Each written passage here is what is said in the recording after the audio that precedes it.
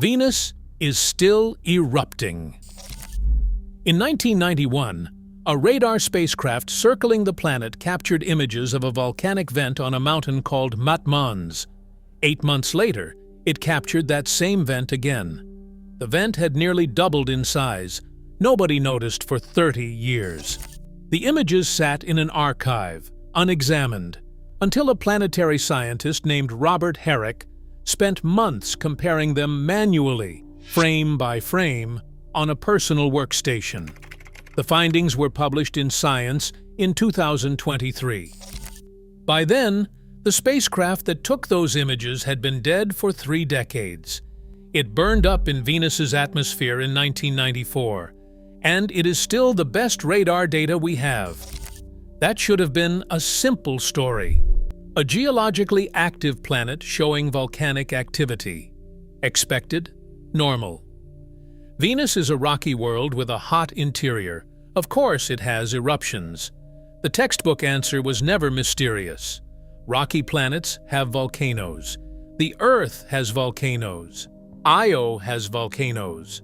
Finding eruptions on Venus was, in principle, unremarkable, except for one detail that refused to close. The data was always there. Nobody looked. Herrick wasn't working with new observations. He wasn't using a more powerful telescope or a sharper instrument. He was sitting at a computer in 2022, combing through images taken by a spacecraft launched before the fall of the Soviet Union, comparing them side by side with the patience of someone who already suspected what he might find. The vent on Mat Mons, a volcanic structure roughly the size of a small American state, grew from something under 1 square mile to roughly 1.5 square miles in the span of 8 months. His colleague Scott Hensley later compared the implied energy output to the 2018 Kilauea eruption in Hawaii. That is not a trace signal. That is a geologically significant event. And it went unnoticed for 30 years because no one had looked closely at the pictures. Think about what that means.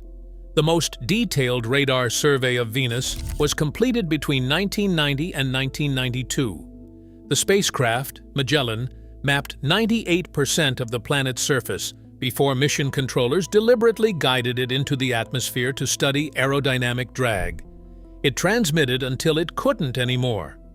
No one has put a dedicated radar orbiter around Venus since.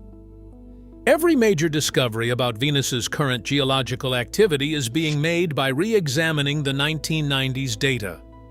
We are learning what Venus is doing right now from files older than most of the scientists publishing papers about them.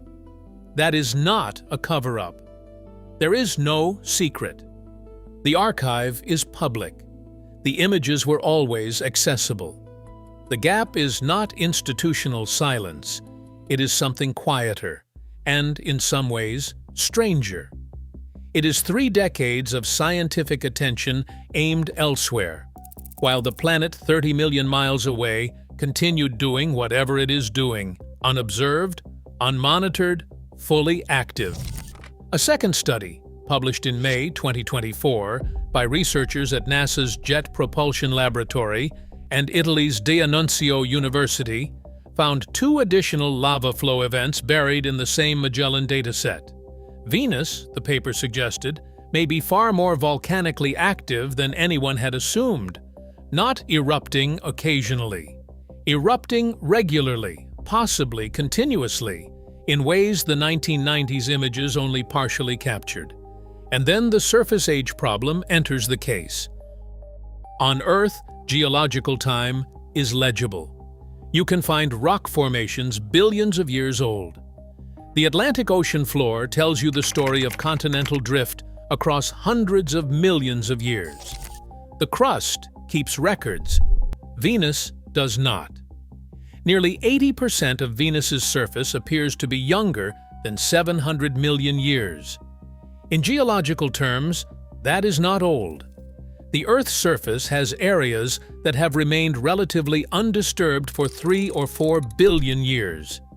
On Venus, almost nothing survives from before a specific window. Something erased it. The first version of this story, version 1, the clean explanation, says Venus formed too close to the Sun, water was never stable on its surface, and its dense atmosphere and active interior have simply been resurfacing it at a higher rate than Earth. Volcanism is normal. The young surface is just what a highly active rocky planet looks like. Cambridge University published a study in December 2024, led by Teresa Constantinou, modeling Venus's early history. Their conclusion? Venus was likely born hot and dry. The planet's interior probably never held enough water to generate the kind of surface ocean that could leave geological traces. The young surface isn't a mystery. In this reading, it is what the planet has always been. That version is clean. It explains the volcanism, the atmospheric density, the lack of water. It holds together. Until you try to explain the timing. Because the resurfacing event, if it was a single event, doesn't look like gradual background activity. It looks like a reset. Geologists examining the Magellan data have estimated that the surface uniformity is consistent with something closer to a catastrophic global volcanic episode, an event where the planet's interior effectively turned itself inside out over a relatively short geological period, flooding the surface with lava, burying everything that existed before. 300 million years, maybe 700 million. Geologically, that is not the same as slow background volcanism. That is a planetary emergency. The textbook answer explains what Venus looks like today. It does not explain why 700 million years ago, the geological clock appears to have been reset everywhere, simultaneously, at a scale with no direct equivalent in Earth's history. What if something triggered it? That is where version 2 begins, and it does not have a clean answer. Models suggest the mechanism may have been a thermal catastrophe inside the mantle. Heat accumulating over billions of years until the crust buckled, melted, and reformed. Episodic rather than continuous.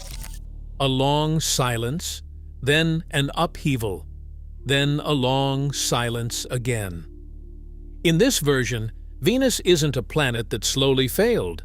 It is a planet that experienced something specific, a geological transformation on a scale that left no survivors in the rock record, and it may not be finished. The eruptions confirmed in 2023 and 2024 are consistent with a planet still venting heat from that event, or from whatever is coming next. We cannot tell which, because we haven't looked closely in 30 years. Here is the sharp turn. Every piece of new science about Venus, the confirmed volcanic activity, the lava flow evidence, the surface age analysis, comes from data collected by a spacecraft that no longer exists. Herrick and his colleagues did not discover that Venus is active by observing it. They discovered it by reading the mail of a dead machine. Magellan has been gone since 1994. The vent it photographed is almost certainly still changing. We are simply not watching. 3 new missions are planned to correct this. 2 are delayed. 1 faces potential cancellation. But the eruptions are only part of the problem. There is something else. A gas. In Venus's atmosphere, in the cloud layer, somewhere between 48 and 60 kilometers above a surface hot enough to melt lead, a signal was detected that should not be stable there. Under Venus's atmospheric conditions, the chemical in question breaks down rapidly. Something has to be producing it continuously to explain its presence. And 5 separate detection events across 3 different instruments have documented it. The simple explanation for that signal is the same planet making the eruptions. But the simple explanation here is doing a lot of work it may not be qualified to do. The gas is called phosphine, a molecule of 1 phosphorus atom bonded to 3 hydrogen atoms. On Earth, it is produced by industrial processes and, in small quantities, by certain anaerobic microbes. In the atmosphere of a rocky planet with no known industrial activity, its presence requires an explanation. Jane Greaves of Cardiff University and her team detected it in 2020 using the James Clerk Maxwell telescope, then confirmed the signal with ALMA, one of the most powerful radio telescope arrays on Earth. The announcement was careful. The paper did not claim life. It claimed a detection that existing models could not fully account for, and invited the scientific community to explain it. The scientific community did not agree on an explanation. Within months, multiple independent teams re-examined the data. A NASA Goddard team led by Geronimo Villanueva questioned whether the signal was real or an artifact of how the spectral data had been processed. Ignas Snellen and his colleagues at Leiden University raised similar concerns. A separate reanalysis by Akins and collaborators reduced the estimated abundance significantly. Greaves's team revised their numbers. The phosphine signal shrank, was questioned, and then, stubbornly, refused to disappear entirely. By 2026, the count stands at 5 separate detection events across 3 instruments. None of them have been definitively confirmed. None of them have been definitively eliminated. The volcanic explanation is the most likely. Active volcanism on Venus could, in principle, drive unusual chemistry into the cloud layer. If the planet is erupting as frequently as the 2023 and 2024 studies suggest, its atmosphere is being continuously supplied with compounds from the deep interior. Phosphine, as a volcanic outgassing product, is not impossible. It is simply unproven. The data does not allow the case to close. That is not a dramatic claim. It is an accurate description of where the science currently sits. And this is where the 2 problems intersect in a way that makes each one harder to dismiss. If Venus is actively and continuously volcanic, then its atmosphere is being fed from below right now. That makes it easier to explain a persistent trace compound in the clouds. But it also raises the question of what else is being fed into that atmosphere, at what rate, and what the cloud layer chemistry of an actively erupting Venus actually looks like, because we do not have current measurements. The only instruments that could answer that question are the ones sitting in mission planning documents, delayed and underfunded, on a planet we haven't closely visited in a generation. Here is the deeper problem underneath both problems. 2 serious scientific teams, publishing in peer-reviewed journals, have reached opposite conclusions about Venus's past. Michael Way and his colleagues at NASA's Goddard Institute for Space Studies ran climate simulations in December 2019, suggesting that early Venus, rotating slowly, with a thick cloud layer that might have reflected enough sunlight, could have maintained liquid water on its surface for up to 2 or 3 billion years. In that model, Venus was habitable, not marginally habitable, potentially habitable for longer than complex life has existed on Earth. Something ended that. Something triggered the greenhouse runaway, the atmospheric collapse, the surface transformation. In December 2024, Constantinou and her colleagues at Cambridge published their countermodel.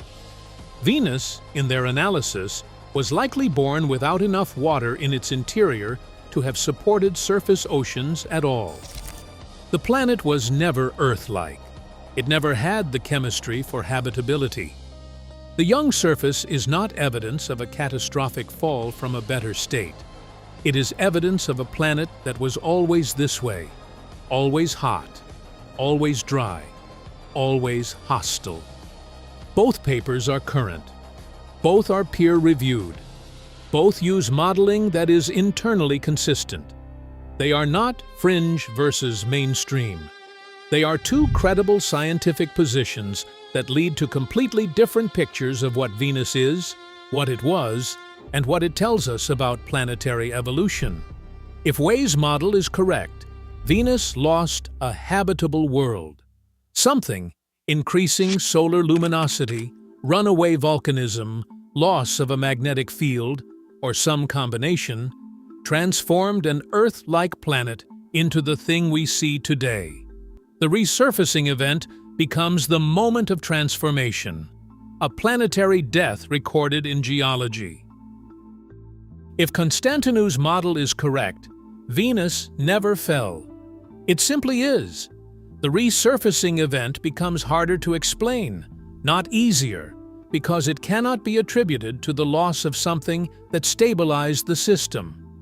A planet born hostile doesn't need a trigger to reset itself, but the uniformity of that reset, the near-complete erasure of 700 million years of geological history, still demands an explanation. The strange part is that removing the more dramatic version does not make the remaining facts less strange. It makes them stranger. Consider what you would need to send to Venus to answer these questions. You would need an orbiter capable of high-resolution radar mapping, better than Magellan, with modern instruments able to detect active eruptions in near real time. You would need an atmospheric probe capable of surviving descent through sulfuric acid clouds and sampling the chemistry at multiple altitudes. You would need something able to reach the surface, where the temperature is 465 degrees Celsius and the atmospheric pressure is 93 times what you feel at sea level. That is roughly equivalent to being 900 meters underwater, except the water is replaced by carbon dioxide and the temperature can melt zinc. 3 missions exist to do exactly this. NASA's DAVINCI probe is designed to fall through Venus's atmosphere, sampling chemistry at multiple layers during a descent lasting approximately 63 minutes. It will transmit data the entire way down. If it reaches the surface, which is not guaranteed, it may survive for a few minutes before the heat and pressure end the transmission.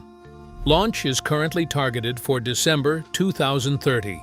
Surface arrival, 2034 or 2035. The atmospheric data it collects will be the first direct chemical sampling of Venus's cloud layer in decades. NASA's Veritas orbiter would provide the high-resolution radar mapping. It was delayed in 2022 due to workforce issues at JPL, pushed to no earlier than 2031. Under the proposed Trump administration budget for 2026, both Veritas and DAVINCI face potential cancellation. The funding picture, as of early 2026, is unresolved.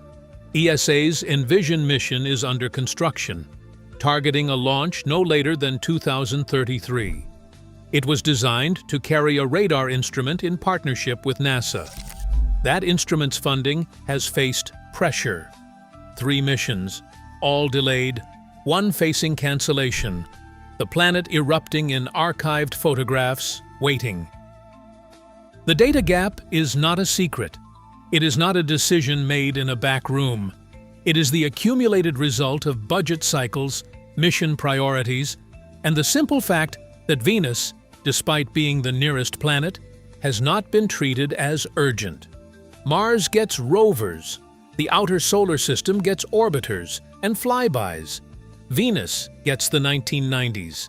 And inside that gap, the questions compound. Is Venus currently in the middle of a slow, ongoing resurfacing cycle, heat accumulating, crust destabilizing, another catastrophic upheaval building over millions of years? Is the phosphine signal a measurement artifact, a volcanic byproduct, or something that remains genuinely unclassified? Was the planet once covered in shallow oceans, or was it always this? We do not know. The instruments that would tell us are either 30 years old, sitting in an archive, or sitting in a budget proposal. Mat Mons is still there. The vent that changed shape between February and October 1991 is still there, almost certainly still active, still venting whatever it is venting into an atmosphere we last chemically sampled in any detail during the Cold War. The 2023 paper confirmed the change. The 2024 paper found more. The archive is not finished. Herrick estimated that only a fraction of the overlapping Magellan image pairs have been carefully compared. There may be more eruption evidence sitting in those files right now, waiting for someone to look. The best map of Venus is still 30 years old. The best atmospheric chemistry data is older than that. The planet is actively changing. We know this because a scientist spent months at a workstation comparing old photographs and found that a vent had grown while no one was watching. That is where the case currently stands. Not with a cover-up, not with a conspiracy, with something quieter. A planet the size of Earth, 30 million miles away, erupting in archived images, hiding its history inside competing models, and carrying a chemical signal in its clouds that 5 sets of instruments have detected and no one has fully explained. Maat Mons is not waiting for us to pay attention. It has never stopped.